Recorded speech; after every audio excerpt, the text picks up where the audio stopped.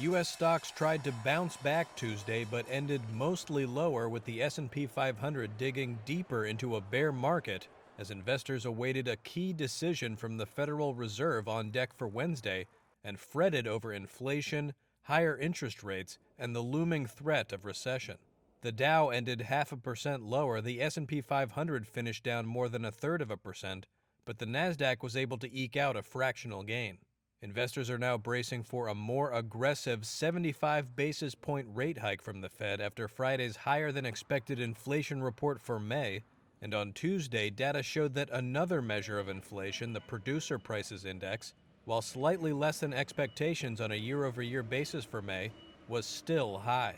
Michael Vogelzang, chief investment officer at Cap Trust, says a 75 basis point interest rate hike is all but certain. The Fed's going to come out tomorrow, and they're likely to raise 75 basis points, 0.75%.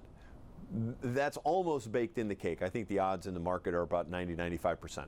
So, it was that adjustment from a 50 basis point increase to 75 that the market is digesting the last week, the last 3 or 4 days. So the question now is, what does he say tomorrow? Now it's not so much on what he's going to do in terms of what the Federal Reserve is going to do in terms of raising rates. Now it becomes a question of, what does he say along with it? How hawkish is he? How difficult is he going to be? How much can he talk the market down or interest rates higher based on his discussion around inflation?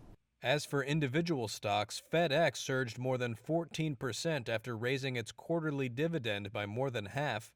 Shares of Oracle gained more than 10% after posting upbeat quarterly results on demand for its cloud computing products.